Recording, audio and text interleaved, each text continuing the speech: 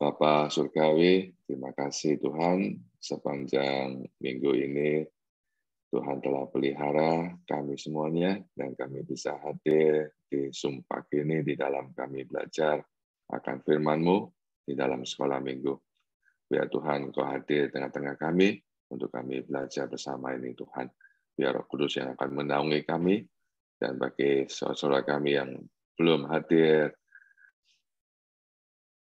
Engkau tetap menyertai dan meliharakan mereka. Dalam nama Tuhan Yesus kami sudah berdoa. Amin. Amin. Ya, terima kasih Pak Indrawan. Nah, selamat pagi Bapak Ibu Saudara yang dikasihi oleh Tuhan. Nah, hari ini itu sebenarnya hari Pentakosta ya. Hari yang ke-50.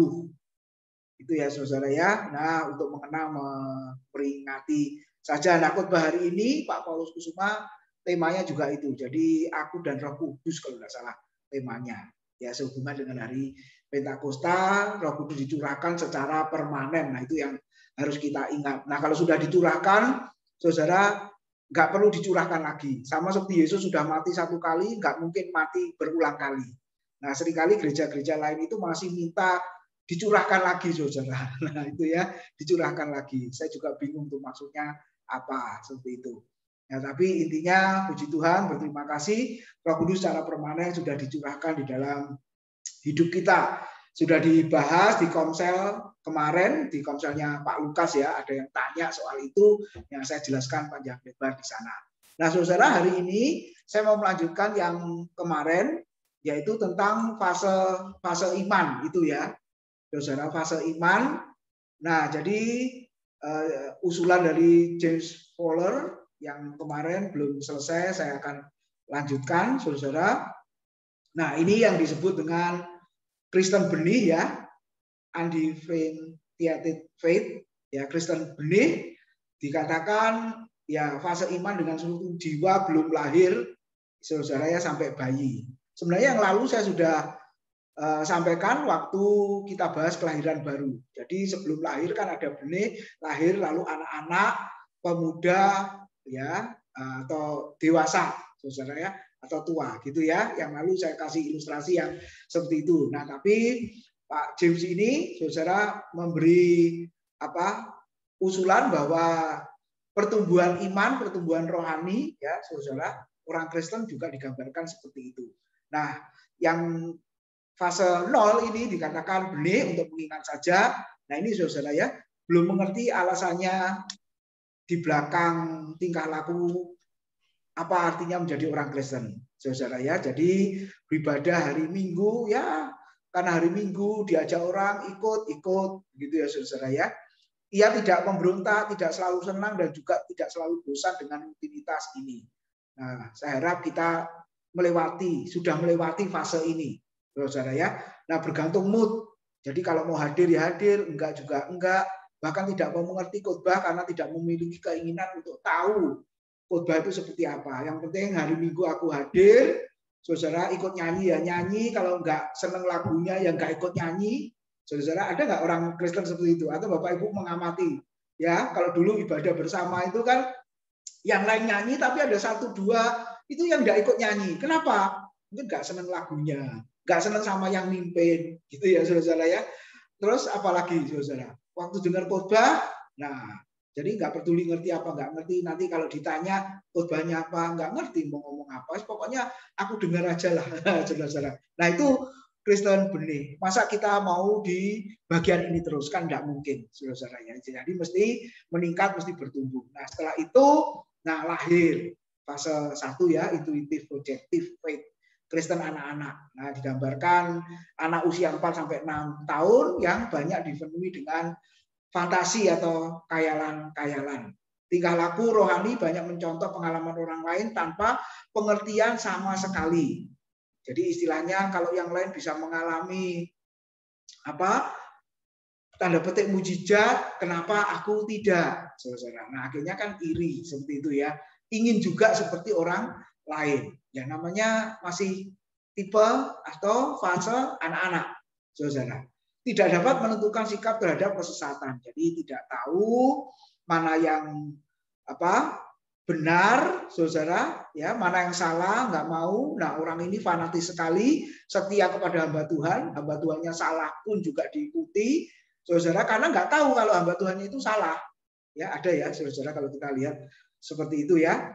Terus setia kepada gereja, pelayanan, ikut, dan lain sebagainya.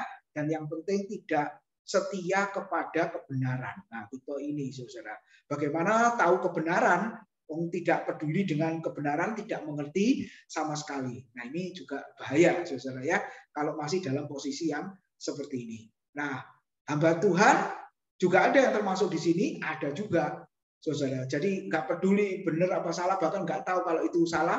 Kan sekarang yang lagi viral, Bapak Ibu, ayat yang disampaikan benar. Jadi judulnya adalah 3 langkah atau 3 cara masuk surga. Bapak Ibu mengikuti enggak? 3 langkah atau 3 cara masuk surga. Ya, yang pertama, percaya Yesus, Yohanes 14 itu ayatnya, karena Yesus satu-satunya jalan menuju rumah Bapa. Lalu yang kedua, Matius pasal 7 ayat 21 sampai 23, melakukan kehendak Allah. Saudara. Lalu yang ketiga apa? Berbuat baik. Jadi makanya banyak hamba-hamba Tuhan yang mengkonter, ini benar-benar sesat. Loh, sesatnya di mana? Lalu lihat ya, ayatnya betul. Kan disampaikan ayat semua kan, bunyinya juga seperti itu kan. Yesus satu-satunya jalan, Yohanes 14 ayat 6, 7, betul. Lalu Matius 7 ayat 21 sampai 23. Nyala dari hadapanku, hai kamu sekalian pembuat kejahatan, karena kamu tidak pernah mengenal aku. Kenapa? Karena tidak dikatakan tidak melakukan kehendak Allah.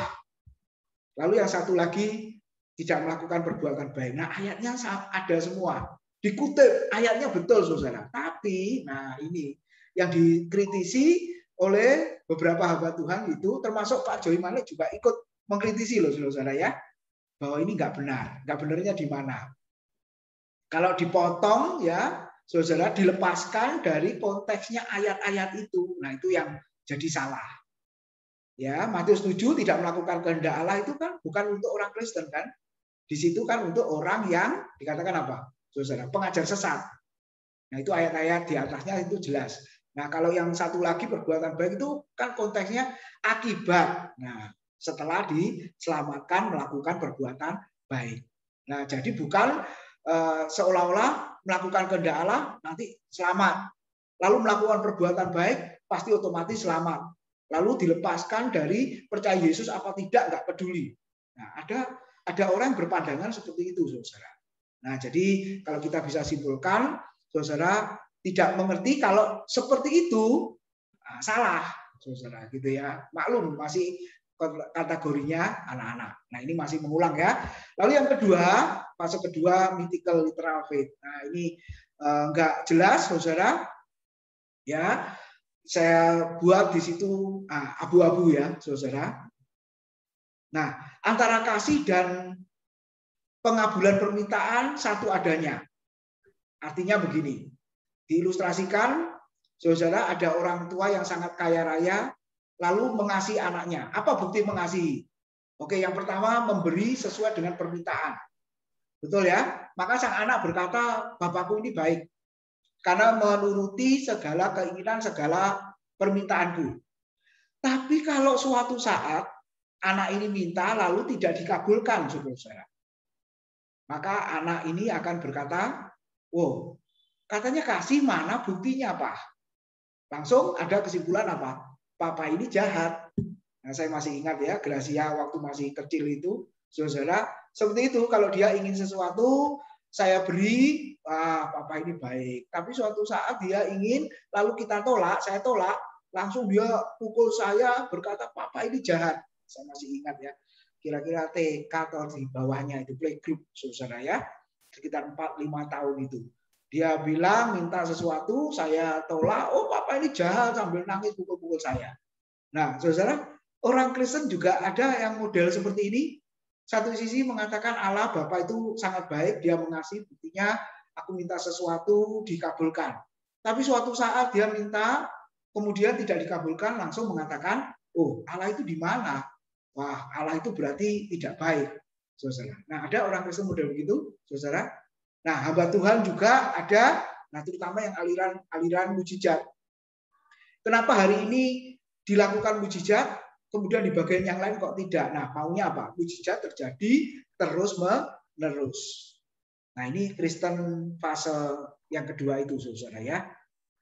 Yang masih belum jelas ya, makanya dikatakan abu-abu seperti itu. Lalu fase yang ketiga, sintetik konvensional faith. Fase dengan seluruh jiwa pemuda remaja di atas 12 tahun. Ya, sudah mulai berpikir abstrak sehingga dapat berpikir secara holistik, integratif. Contoh, tapi masih ada kelemahannya, bisa menyatakan pengakuan 5 rasuli, nah yang kita bahas, saudara-saudara, tetapi ia sendiri sebenarnya belum pernah mengalami dan menghidupannya, sekedar lip service saja. Nah, ini salah satu contoh. Juga yang lain-lain, saudara, ya masih apa istilahnya? Ya, mengucapkan, bisa mengakui, bisa meyakini, saudara, tapi dia belum pernah mengalami dan menghidupinya. Nah, terutama dihubungkan dengan kebenaran firman Tuhan, ada orang-orang Kristen yang seperti itu ya. Jadi pengenalan akan Tuhan itu bukan hanya pengetahuan, tapi juga pengalaman bersama dengan Tuhan. Filipi pasal 3 ayat 10 itu yang kukehendaki ialah mengenal Tuhan, mengenal kuasa kebangkitan, dan mengenal penderitaan Kristus yang sudah dibahas Pak Bambang kemarin itu. Nah, kata epiginosko, mengenal itu progres, saudara, ada dua hal, yaitu secara pengetahuan dan yang kedua secara pengalaman.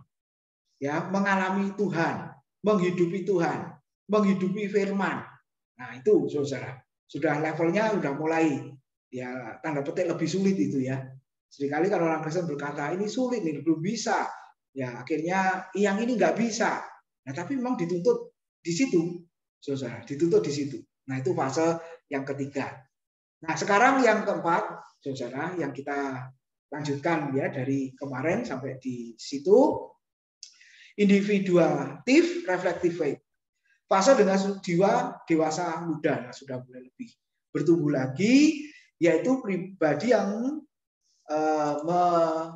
menemukan ya sudah menemukan jati dirinya dan dapat menghargai keunikan-keunikan pengalaman imannya sendiri. Ia dapat menghidupi imannya sendiri, iman yang merupakan refleksi pengalamannya secara pribadi dengan Tuhan. Nah, ini sudah mulai mengalami, saudara, ya kebaikan Tuhan, mengalami pertolongan Tuhan, dan ya banyak hal, saudara. Tapi, nah ada orang Kristen yang tipe ini, saudara, masih subjektif, fanatik, eksklusif, sehingga sulit bekerja sama dengan orang lain dari gereja lain. Saudara, ada orang yang fanatis seperti ini, ya menganggap gerejanya paling benar, bahkan saudara ikut persekutuan gereja lain itu nggak mau loh, saudara-saudara. Ya, kita ajak itu nggak boleh. Siapa yang melarang nggak boleh? Gembalaku, gitu saudara-saudara. Jadi seperti itu, ya ikut nggak boleh. Itu dulu waktu sebelum corona. Tapi kalau online seperti ini, nah, nggak bisa dilarang dan nggak bisa melarang. Jadi satu sisi online ini juga membuat pertumbuhan, ya fase 3, fase 4 dan berikutnya. Kalau Bapak Ibu lihat, sekarang kalau kita melihat mengikuti ibadah yang lain-lain, siapa yang tahu dan siapa yang melarang kan? Nggak bisa dilarang, saudara-saudara. Walaupun gerejanya sendiri sebagai prioritas, nah itu harus, saudara-saudara ya. Tapi kalau mau nonton yang lain kita klik gitu keluar yang lain, ya siapa yang melarang? Siapa yang berhak melarang juga? Nggak boleh, saudara berhak melarang seperti itu. Nah, jadi sepertinya puji Tuhan, ya fase ini yang subjektif, fanatik, eksklusif itu sudah mulai bergeser. Ya, saudara-saudara ya, sudah mulai bergeser, sudah mulai ditinggalkan. Nah, itu fase yang keempat. Nah, sekarang yang kelima, nah kita semua berharap menuju ke sini. Ya, saudara-saudara ya, conjunctive faith. Fase dengan struktur jiwa orang dewasa tengah umur di mana kesadaran dirinya semakin berkembang. Sangat toleran dan dapat berdialog dengan tulus dengan mereka yang latar belakang iman dan agama yang berbeda. Dengan kata lain, iman dan perbuatannya menemukan titik temu. Saudara. Nah, ini yang ditekankan oleh Yakobus ya. Saudara, iman dan perbuatan, ya, bagaikan dua sisi uang kita, saudara.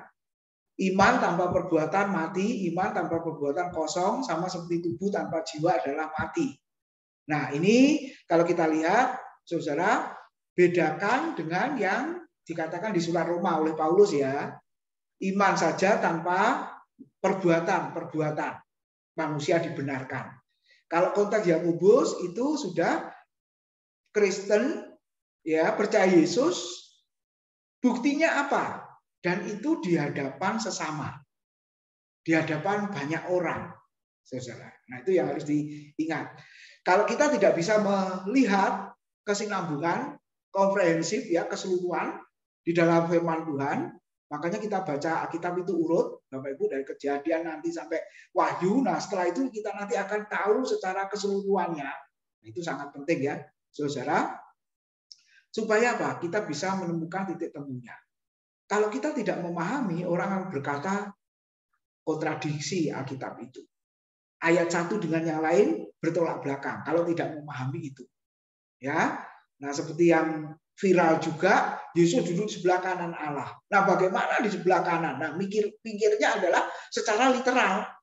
Saudara, ya. Kalau kita di sebelah sini, Yesus di sebelah kanan, nah, mikirnya begitu akhirnya nggak ketemu. Bingung sendiri, saudara.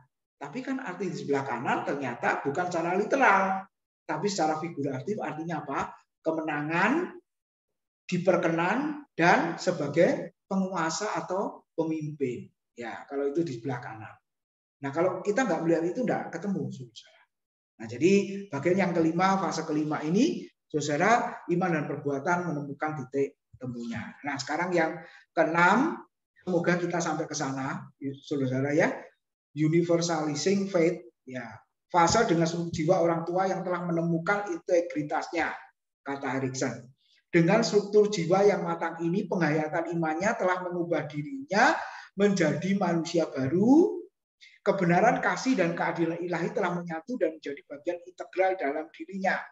Seluruh tujuan hidup dan cita-cita pribadinya adalah untuk merealisasikan kehendak Allah yang berlaku secara universal. Bahkan ia rela mati demi kebenaran yang diyakininya. Tuhan Yesus yang bisa di dalam struktur iman ini, dan juga para rasul, para nabi. Saudara, coba kita renungkan, ya. Kalau seandainya Bapak Ibu Saudara ada yang di fase ini, itu luar biasa, sudah tidak mikir yang lain. Ya, mengutip yang disampaikan Pak Sarif, ya, sudah tidak mikirkan yang lain, saudara, ya. Sudah tidak ingin yang lain yang ada di dunia ini. Kenapa? Karena yang ada di pikirannya adalah bagaimana aku bisa melakukan kehendak Allah. Kehendak Allah yang kadang berbeda dengan kehendak kita, yang kadang bertolak belakang dengan keinginan dan kehendak kita. Bisa, saudara? Ya. Nah, itu orang berkata untuk sementara ini, sulit. Nah, ini memang bagian yang terakhir ini, saudara. Oke, setelah itu nanti kita diskusikan, ya. Oke, saya batasi sampai di sini dulu. Mungkin ada di antara Bapak Ibu yang akan mendiskusikan sehubungan dengan fase-fase itu tadi. Silakan.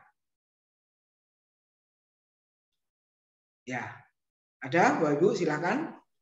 Ya, Pak Tim, saya mau silakan, tanya sebentar. Pak Indrawan.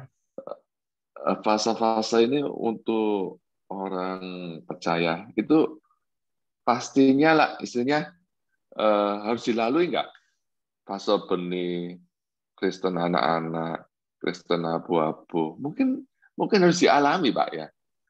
Betul. Sampai ke fase ke-6 itu, nggak mungkin kita langsung terima firman Tuhan benih langsung menuju ke fase ke-6.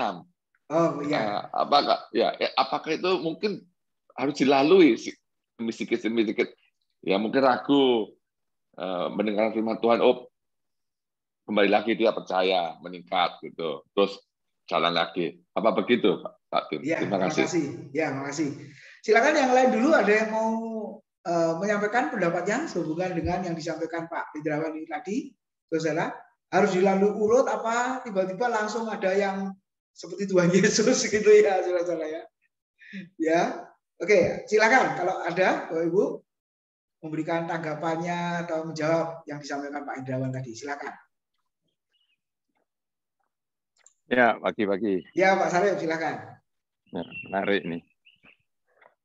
Ya, pertanyaan saya juga berkorelasi sama yang dikatakan Pak Hendrawan. Fase-fase itu menurut saya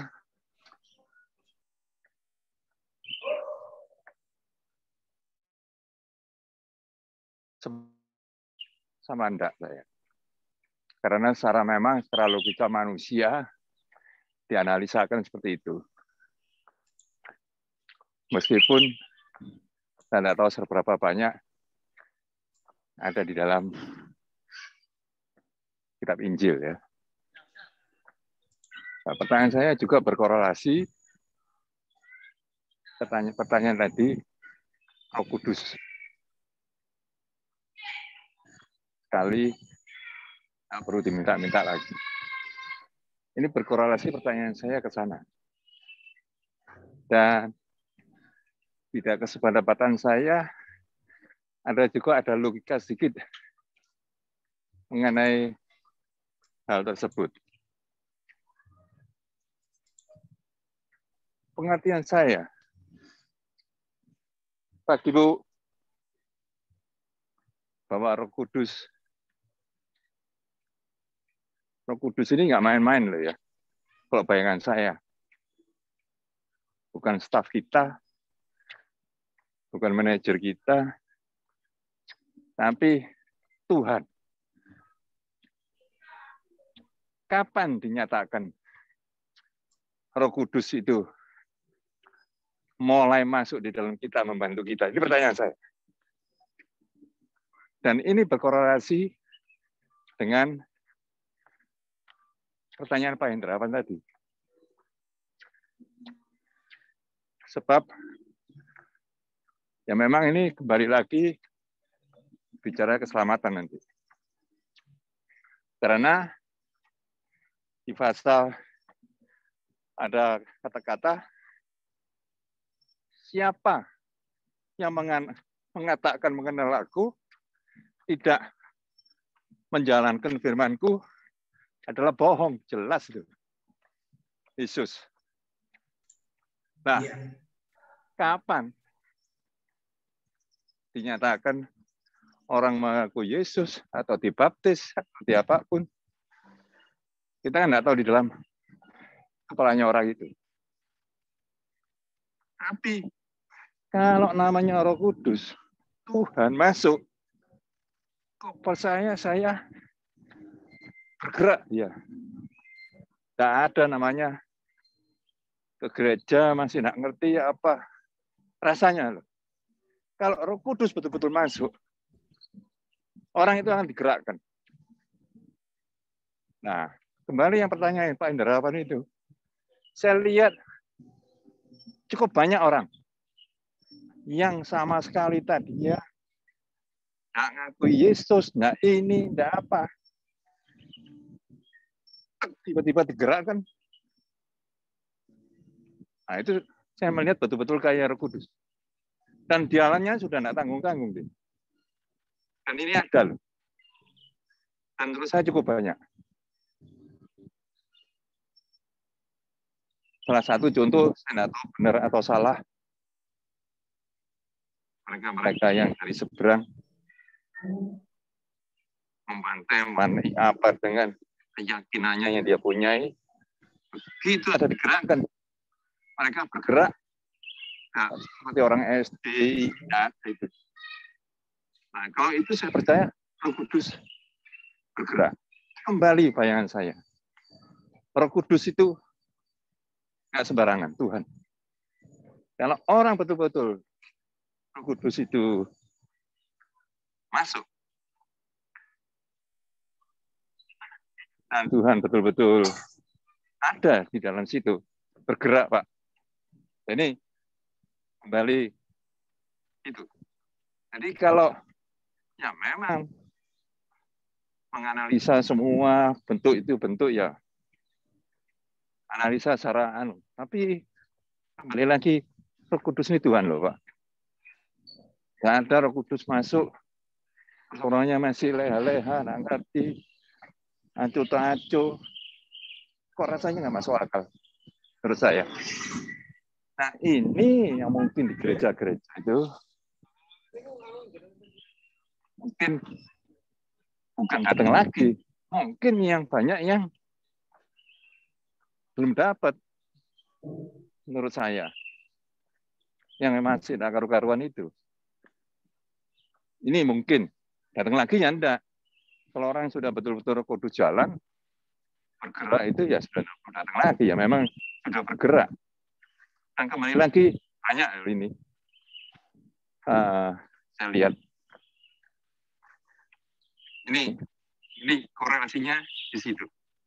Kebetulan bicara kudus, bicara masalah klasifikasi. Kembali lagi Tuhan Roh Kudus, Tuhan janji Roh penolong, masa kita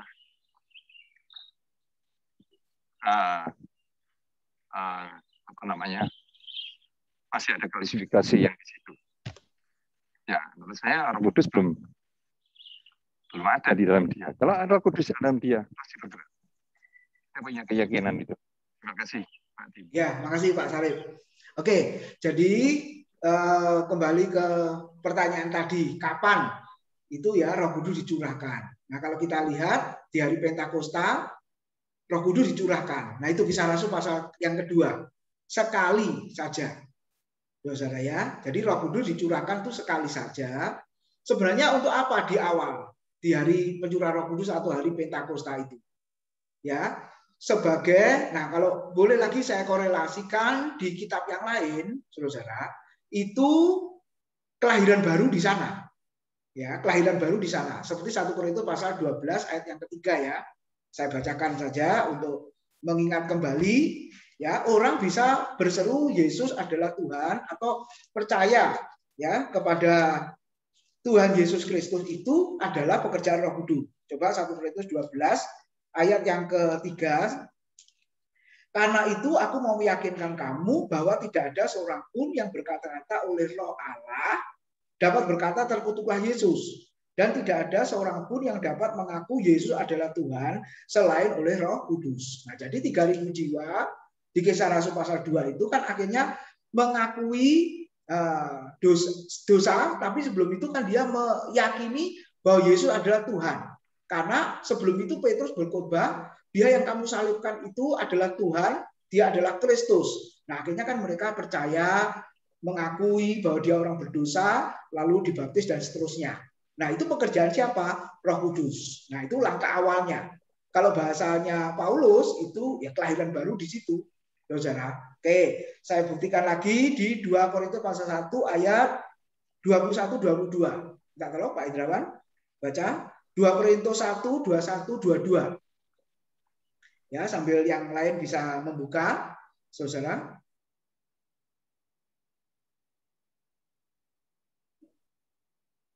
Ya, bisa ya. 2 Korintus 1 ayat 21, 22. Nah, ini ada hubungannya di sana.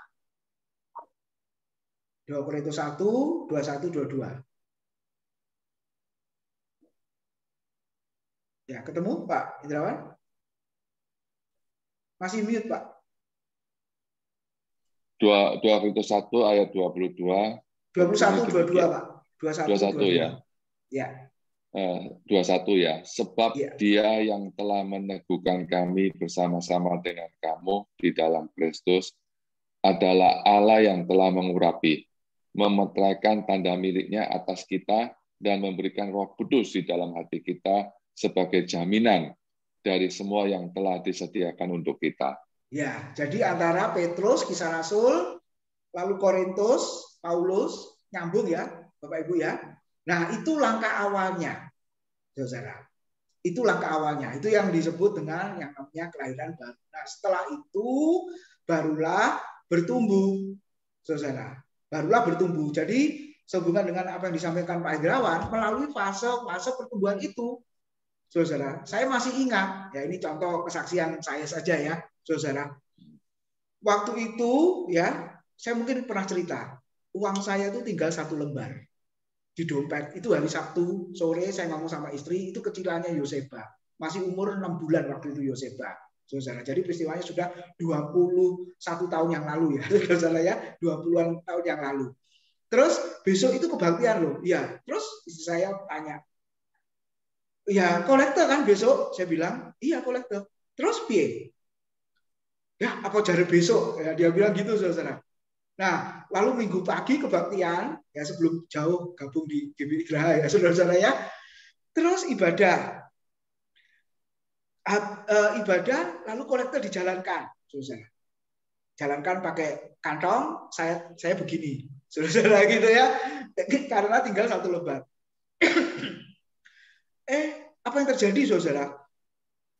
Waktu kolektor yang berjalan itu selesai, gembalanya ngomong, hari ini kolektor 2 kali. Yang kedua, kotak ada di depan, silakan jemaat maju satu persatu.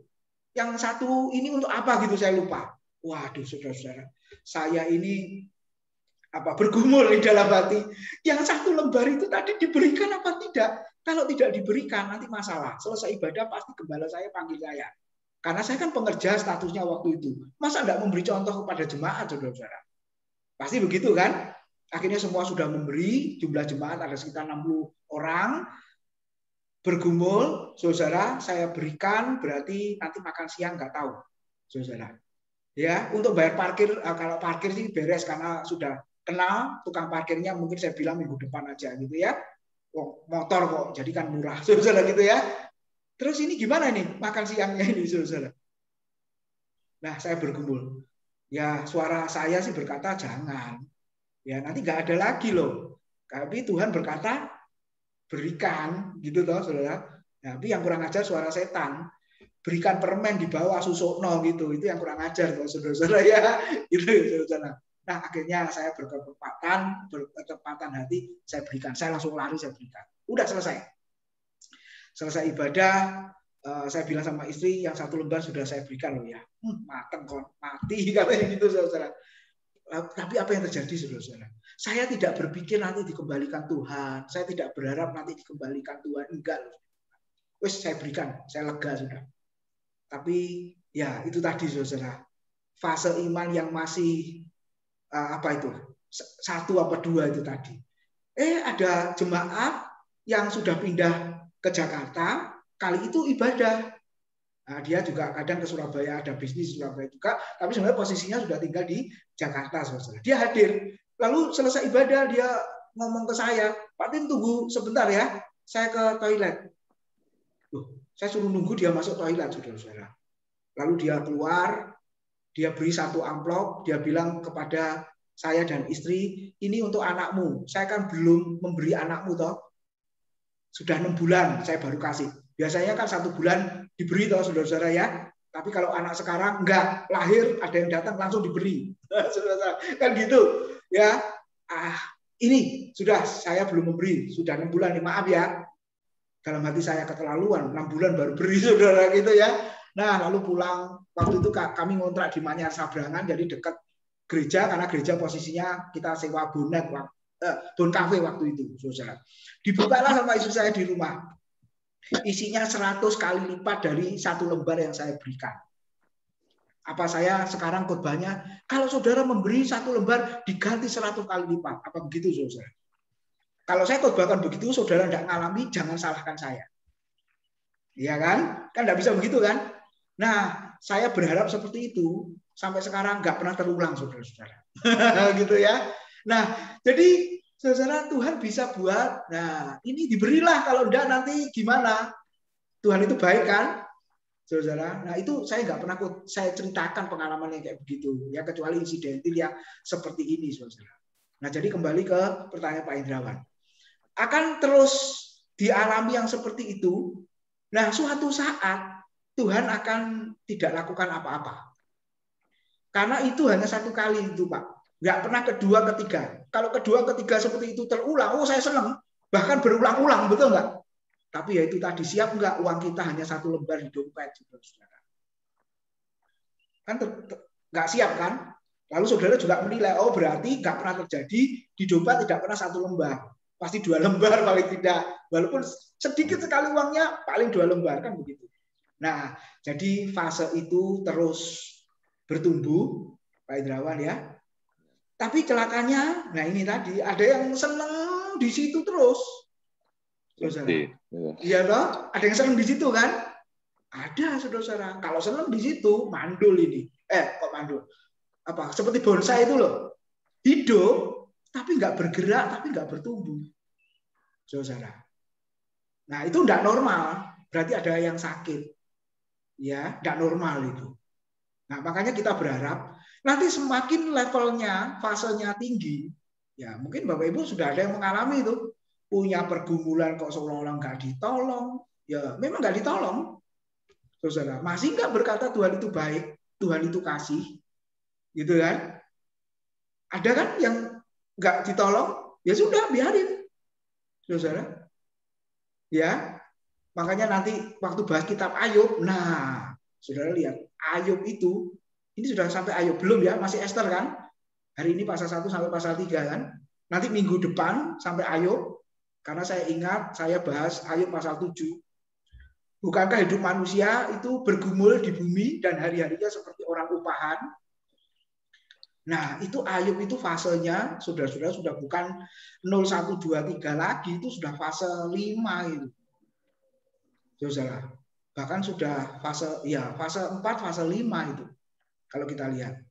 Diizinkan Tuhan babak belur seperti itu dan itu tahu kehendak Tuhan. Tuhan izinkan. Bahkan fase seperti ya, kalau dikutip Alkitab itu sederajat dengan rasul, sederajat dengan nabi. Udah fase terakhir itu tadi, fase 7 ya. Saudara. Nah, jadi sekali lagi ada urut-urutan seperti itu, ya harus, ya kan Tuhan juga mengatakan kita serupa dengan Kristus itu dalam pengertian memang menuju kepada kesempurnaan.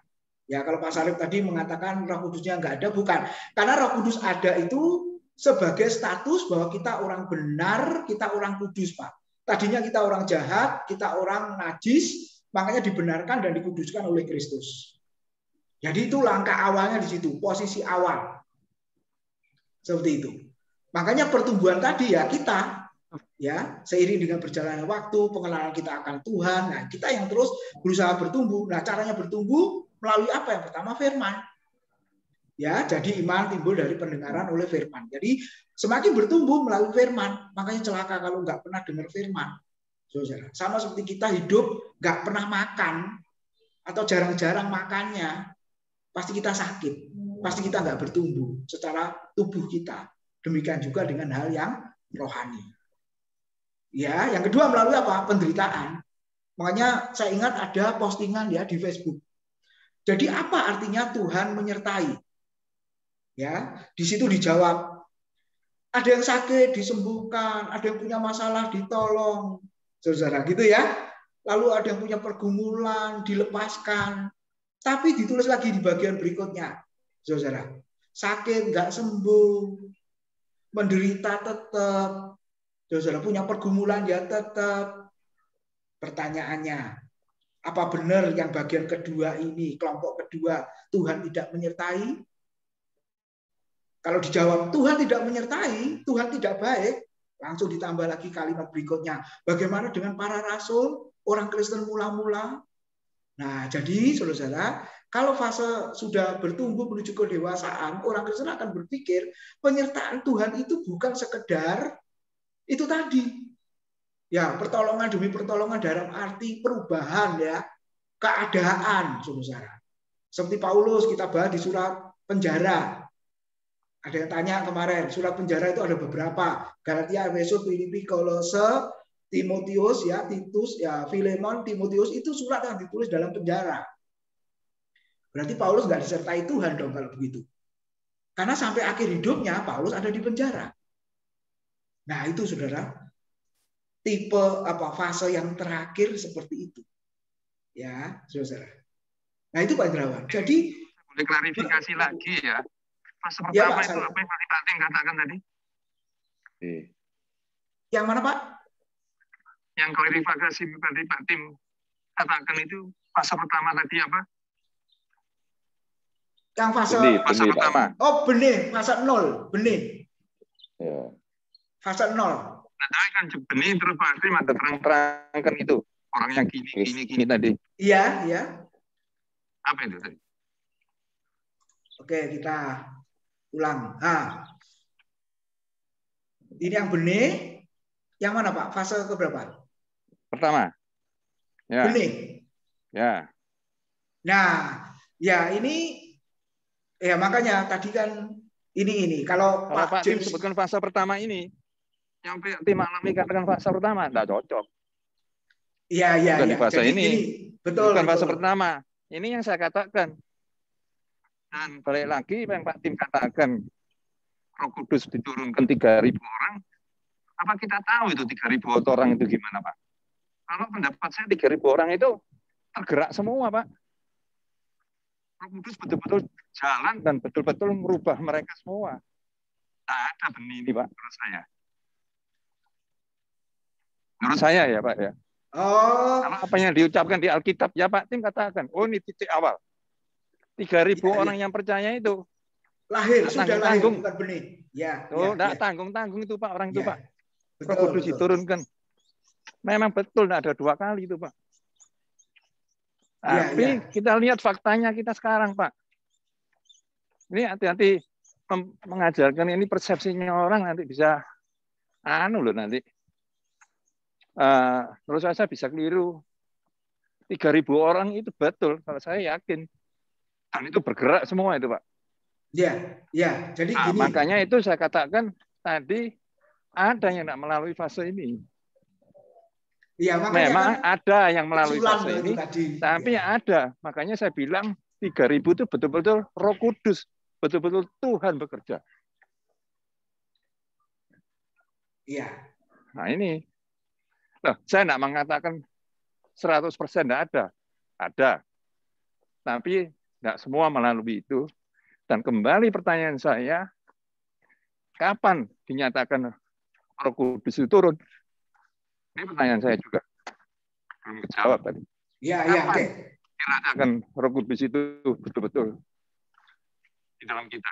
Karena saya percaya, kalau Roh Kudus betul-betul ada di dalam kita, saya yakin bergerak. Kalau statis, enggak.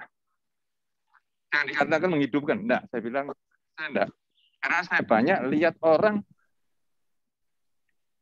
kejadian seperti itu. Gitu dia.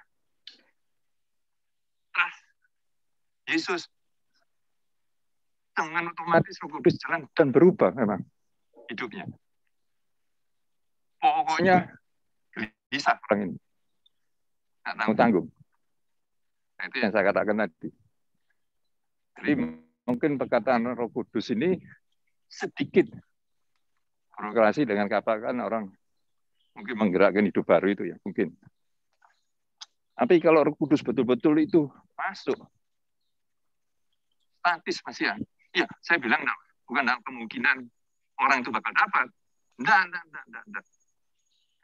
Ada yang nanti berkembang bagus dapat, ada yang enggak juga. Banyak yang melewar. Nah, ini fakta kehidupan kita. Enggak sedikit yang melewar. Jutaan Pak yang melewar. Iya, iya Pak. Sorry. Iya, no? Yang dibaptis itu jutaan yang melewar. Kalau kita bilang itu anugerah, nah itu kembali lagi. Jas anugerah apa Pak? Jutaan loh Pak, tanggung-tanggung loh Pak. Jangan hanya kita ngelihat di sekitar kita loh. Wih. Nah, nanti itu bicara keselamatan. Makanya keselamatan ini mesti berapa session ini? Berapa pendeta? Ya, toh? Ya, Pak. Ini faktanya ya dalam kehidupan.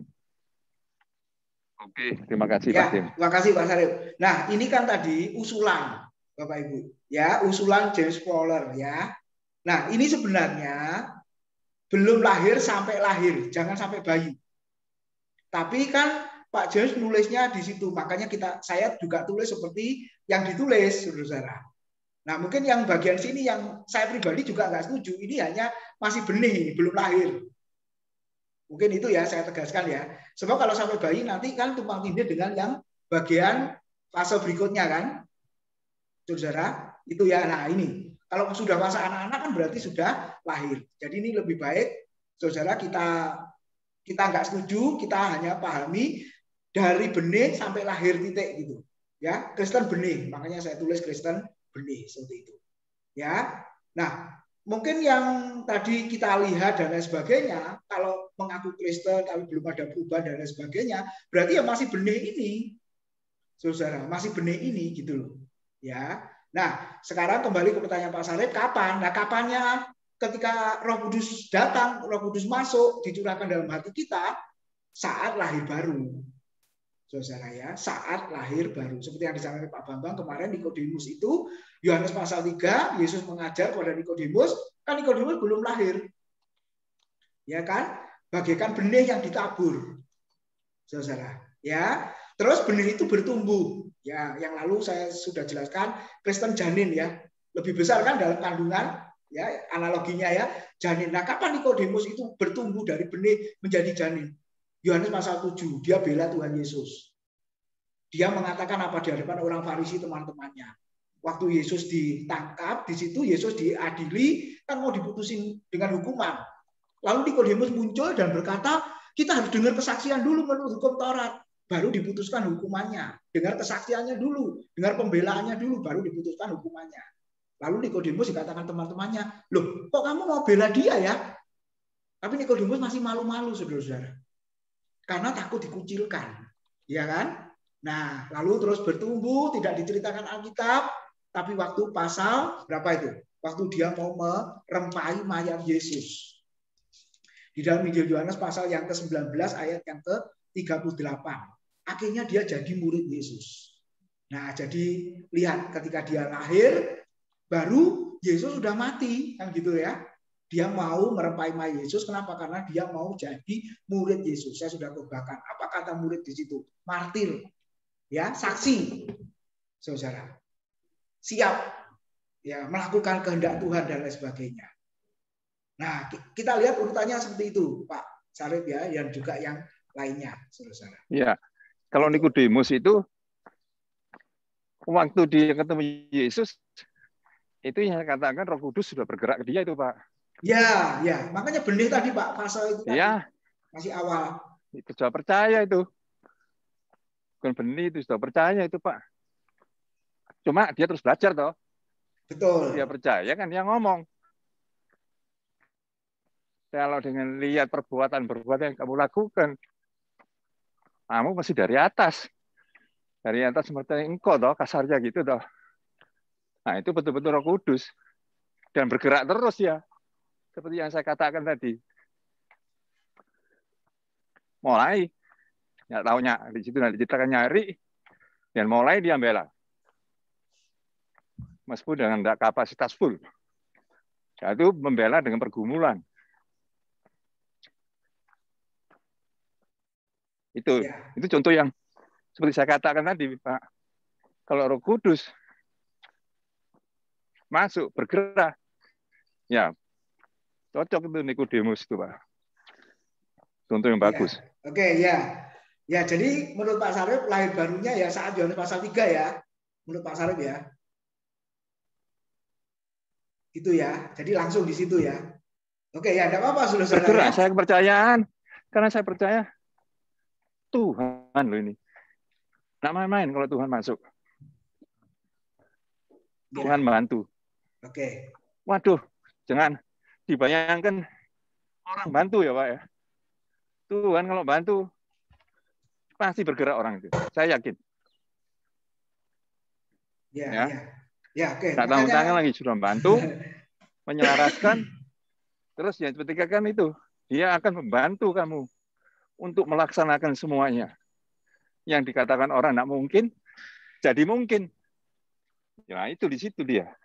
Ya. Oke. Sorry. Ya, terima kasih. Saya banyak tanya. Tidak apa-apa. Gimana Pak Idrawan? Setelah itu Pak Burhan ya mau sampaikan. Boleh. Sebentar, Pak Idrawan dulu gimana? Ini kebetulan Pak Sarif, Pak Tim, Pak Indrawan ngomong Roh Kudus. Ya, karena hari Pentakosta, Pak. Jadi beberapa atau seminggu saya dengar apa itu Pentakosta? Apa itu? Saya lihat di YouTube, terus saya lihat di artinya, pencurahan Roh Kudus. Jadi kembali umpamanya setahun yang lalu, saya bergumul, yang di saya paling parah itu adalah kalau lihat cewek cantik yang lalu. Lalu sekarang ini, sebelum hari ini Pantekosta, saya bilang dalam waktu doa, katanya kan Roh Kudus. Jadi saya sebut Tuhan Yesus, Bunda Maria, terus Roh Kudus. Saya mau tinggalin duniawi. Saya tetap bergaul, tapi yang daging-daging istilahnya itu saya tinggalin. Kuatkanlah iman saya. Bimbinglah saya. Nah, saya dahulu 2 istri, sekarang secara surat jadi 1 istri. Walaupun ikatan batin tetap istri. Itu nggak tahu gimana terjadi, saya nggak ngerti. Tahu-tahu harus begitu. Saya turutin. Saya mau baptis ke gereja Katolik pun susah. Sudah surat cerai pun kasih pun susah. Katanya kalau di gereja ini susah, mesti ada proses ini. Bisa katanya. Tapi ini. Terus daripada repot, pendetanya Romonya juga bilang, ya udah sementara baptis rindu dulu. Itu lebih kuat dari seorang Katolik. Lalu istri pertama dia belum, dia mau turut saya. Saya mau arahkan umpamanya baptis di GBI. Tapi kan saya harus hatinya tulus. Kalau lagi berdua, lagi apa, saya udah mulai arah-arahin. Mereka ya selalu karena background-nya Katolik bilang, Katolik. Nah, Katolik kamu mau apa istilahnya? Bimbingan rohani. Belum gitu mau katanya. Nah, bagaimana itu kan harus kalau di gereja itu bimbingan rohani itu apa istilahnya katekisasi ya. Jadi itu kalau saya sudah lakukan di gereja selain Algon diharuskan nggak apa-apa saya mau jalanin. Jadi maksud saya gini, kalau Roh Kudus itu saya nggak ngerti saya di fase mana ini. Saya sekarang ini sudah komit, mudah-mudahan sampai akhir hayat saya tinggalin. Nah, teman-teman lingkungan tetap goda-goda nggak apa-apa. Sekarang saya lebih kuat daripada 6 bulan setahun yang lalu. Puji Tuhan. Kuat. Ya, kuat saya. Kalau ke mall-mall biasanya mau lirik-lirik, sekarang nggak mau lirik, lari aja. Tujuannya itu ya supaya nggak deket-deket yang beginian. Nah, sekarang makin hari makin ini, kemarin ini semalam sama hari ini lagi saya mau tinggalin duniawi. Duniawi deket, mudah-mudahan Roh Kudus bimbing saya, kan nggak boleh cabul, nggak boleh dengki, nggak boleh benci dan sebagainya. Ya saya usahakan terus. Kalau itu mungkin saya bisa. Nah, sekarang soal pencabulan saya komit kayak setahun lebih bisa saya. Bingung juga saya. Sekarang lebih lagi. Nah, apakah itu Roh Kudus bekerja atau tidak bekerja? Saya terus belajar terus. Yang pasti saya mau. Itu aja Pak. Kalau bicara Roh Kudus. Sekarang ini saya posisinya begini. Nah, kalau Bapak lihat saya punya ruangan itu ya. Nah, saya kalau ini kan di rumah nyonya pertama. Kalau nyonya di rumah nyonya kedua sudah ada. Ruangannya saya bikin 25-26 tahun yang lalu sebelum jadi Kristen Katolik. Saya bikin itu ruangan. Itu sudah ada di sana. Kalau yang di sini baru bikin 2 hari. Kalau Bapak mau lihat nih, saking saya itu. Ya. Oh. Itu. Nah, itu. Ya. Itu di ruangan saya. Wah, tapi rugi dosa loh, tapi ada cewek cantik nggak mau lihat. Ciptaan Tuhan Pak Sarip ini.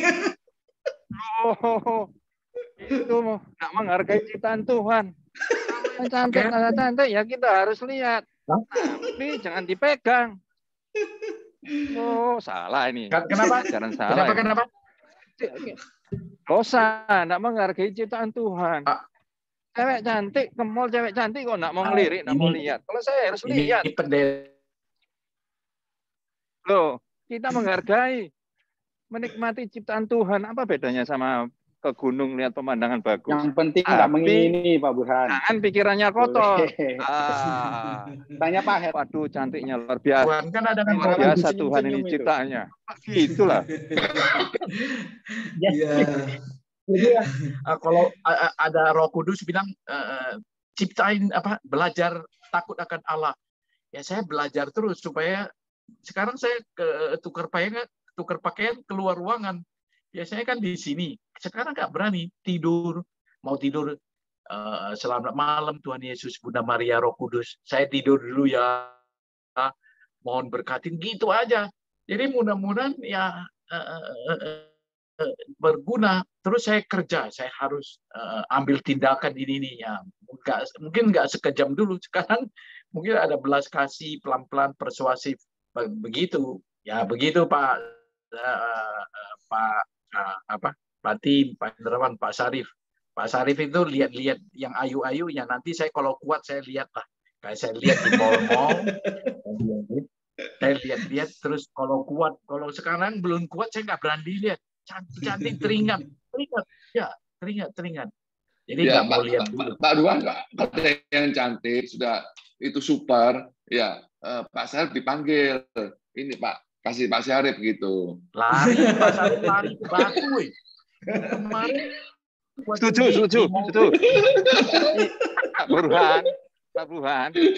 Itu Pak Hendrawan ngomong, Pak Burhan itu setuju saya dengan Pak Hendrawan. Itu yang dikatakan Pak Hendrawan itu curahan hatinya Pak Hendrawan. Jadi jangan lupa Pak Hendrawan. Oke, ya.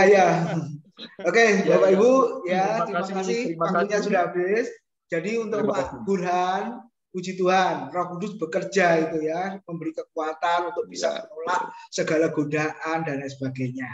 Kiranya terus bertumbuh ke sana. Terima kasih atas kebersamaannya. Mari kita berdoa. Kita akhiri kelas kita. Terima kasih Tuhan buat waktu yang Kau berikan kepada kami pada pagi hari ini. Kami sudah belajar, walaupun masih sebagian kecil dan singkat.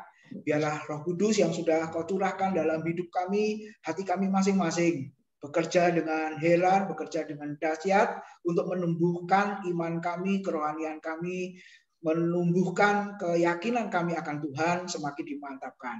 Teristimewa perbuatan, tingkah laku, perkataan, pikiran, biarlah semuanya Tuhan Kau tuntun sesuai dengan kehendak Tuhan. Kau memberkati Bapak Ibu Saudara yang sudah hadir pada pagi hari ini. Kalau sebentar kami akan beribadah, Tuhan menolong setiap kami. Terima kasih Tuhan. Dalam nama Tuhan Yesus kami sudah berdoa dan mengucap syukur. Amin. Ya, selamat pagi.